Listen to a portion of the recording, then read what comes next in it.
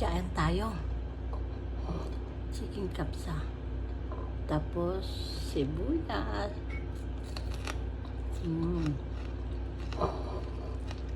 Manamis-namis. Sa Pilipinas, di ako kumakain ng sibuyas. Dito kumakain ako. Kaya may sibuyas na ako.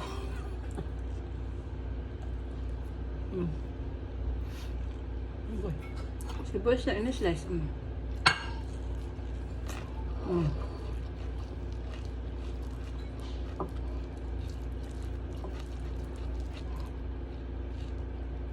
Doon na sibuyas pang pantanggal umay.